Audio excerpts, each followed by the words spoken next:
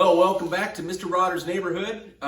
Today is going to be one of those days, and it all started a few days ago when I posted a picture of the Cleveland Tunnel Ram from the T-Bird bolted to the motor on Facebook. I had a couple of friends, one of them Doug Schmidt and the other one Dr. Ron Burgess, both into Cleveland pro stock stuff from the era. Messaged me on Facebook saying, "Hey man, you got your intake manifold on backwards." And I'm thinking, that can't be possible. There's no way. There's only there's only an opening for the distributor on one end of the intake manifold. So Doug shot me a picture of Dr. Ron's Pinto when he was putting it together, showing how the intake manifold had been clearanced for a distributor. And I thought, oh, well, I probably do have it on backwards then. So I came out and looked, and it just so happens that my intake manifold was not clearanced at all on either end. So maybe it was one of the last ones run. I don't know. It's never been mounted on a car, so I imagine this is something that never came up because it never was mounted on a car. So come to find out, this one wasn't machined on either end, so it didn't matter. And I already had it mounted in the car, and I already had things fitted up. So now I'm pretty much in this situation where I have to modify the intake manifold to clear the distributor. Now I have a few bits and pieces to put the distributor together, and I'll probably test fit it when it's all said and done, but today's gonna be a long one. We're gonna have to clearance the heck out of this intake manifold to have enough room to put a distributor and a cap and rotor on it, and still have enough room to put plug wires on it. Now I have already clearanced the intake manifold runner here on the driver's side, which would actually be number 5 cylinder on a Ford, so that the distributor would fit. And if you had listened to what I had done before, I was planning on using the Ford TFI distributor, and there is a cap adapter that you can buy in Canada from a place called Tech Motion that makes a cap adapter for a TFI distributor to use an MSD style cap. So I got one of those adapters thinking everything was going to clear, and lo and behold, just like Doug Schmidt had pointed out and Dr. Ron followed it up, that the intake manifold has to be clearanced. And again, it would have been easily fixable had it been clearanced on one of the other ends, but it wasn't. So now I'm pretty much in this situation where I have to clearance it. It's already in the car, and there's no point in trying to go backwards. I'm just gonna do it in the car, and this is the kind of thing that makes a huge mess with aluminum filings everywhere, and hopefully I can get everything blown off, cleaned up, all that jazz, so it doesn't get in anywhere where it's not supposed to be. Now I'm gonna have to take quite a bit off of the upper plenum area, and that's what kind of caused some of the confusion, was that on Dr. Ron's McWilliams Pinto recreation, it had a 4500 style Dominator plenum area. And so I thought maybe that's why theirs is clearanced, because it's a little bit bigger, the whole 9 yards. Well, no, mine is a 4150, but yet when I got the distributor in there and I tried to put the cap on, there is definitely some fitment and clearance issues. And I'm talking, you are fighting for 1/8 of an inch in this kind of situation. So what I'm gonna do is, you can see here on the intake manifold, it's already been marked in Sharpie marker, the area that I'm gonna have to clearance. It's gonna take me a long time to get that clearanced out. And then we're gonna try to take 1/4 to 1/2 inch off in some areas just to get this cap and rotor assembly on there. And hopefully I don't get into much of the casting, because the worst thing could happen is I bust through one of these rails or one of these runners or into the plenum, and you're then sucking air, right? So in this case, this is the best case scenario for this situation. I'm gonna have to do it in the car. It's gonna take pretty much all day, and hopefully I still have something when I'm done. So stick around, we're gonna watch me either destroy or make a hero out of myself. Okay, before we start off, here's what I'm gonna be using. You got your rotary file. This is a piece of hardened steel. That's some transmission fluid and a paint cap. So here's the deal. This rotary file was made for cast iron. aluminum, when it starts to cut, it'll get hot and gall up those flutes in there, and it'll make it absolutely unusable.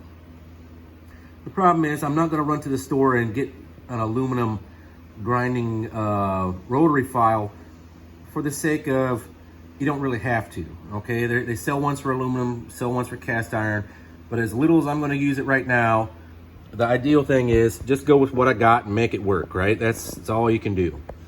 So the ticket for this is, you take this, you dip it in your transmission fluid, and then the transmission fluid itself will keep the aluminum from galling up on the tip. Now you do have to dip it, about every couple of minutes or so, just to make sure that enough transmission fluid stays on there to keep the aluminum from galling up. And if it does gall up, you take it over here to your hardened steel, and all you do is run the rotary file on the hardened steel, and it'll kick the aluminum off. Okay, so that's how I'm going to do this. We don't have a lot to take out of there, but it is a lot in one spot. And but hopefully we'll keep the bit from getting too galled up. I've taken the precautionary measures, and I've put some tape on just about everything to try to keep the mess at bay, but it's still going to be everywhere. I put caps on the ends of the fuel rails just so it doesn't get anything in there. This stuff is going to make a mess. I'm not looking forward to cleaning it up. I'm not looking forward to trying to make this look pretty again. Right now it's just function over form. So we'll see what happens, and this is going to be quite a few hour endeavor. So we'll see how it goes. I got to remove that whole big purple mark Sharpie area.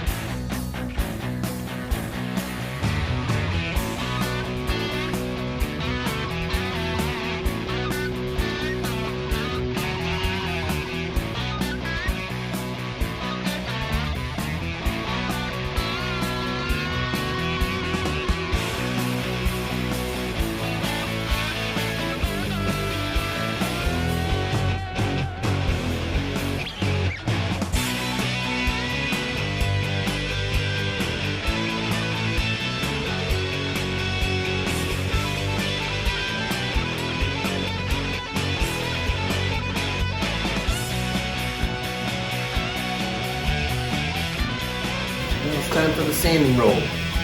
Get in there and smooth out.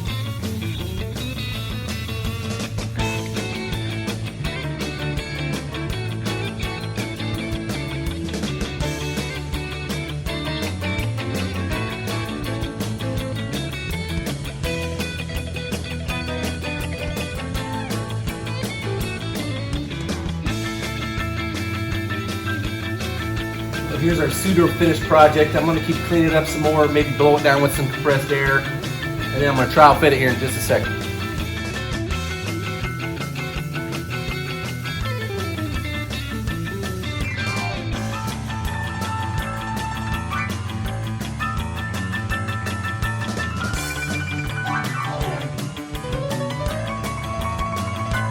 So here's your TFI adapter piece from Techmotive. Just simple.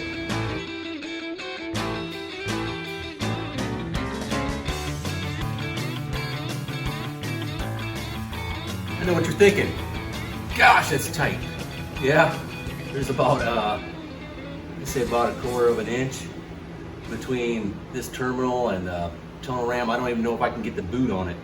I might have to take it in just a little bit further on that, around this terminal, just so there's enough room to get the plug wire on it. Okay, well, I'm going to show you how tight this really is. See that 1/8 of an inch? That's what we were fighting for.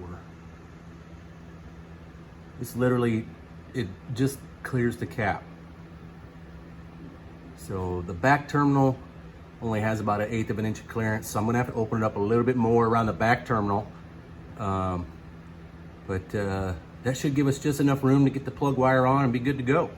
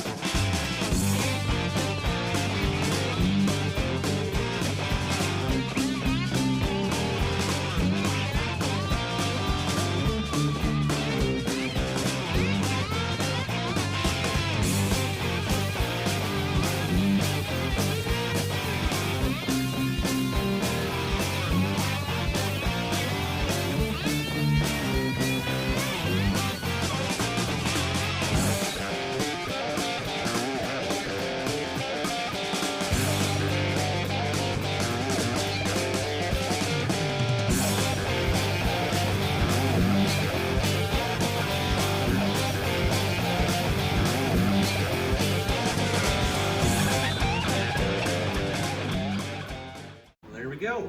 It's everything we needed right there. Woo!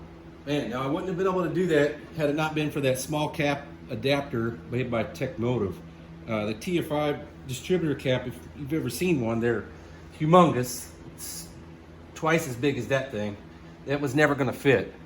But now with this small MSD cap adapter on there, I can definitely make that work. And I think we're going to be on the path to getting some lunch money. So I'll see you tomorrow.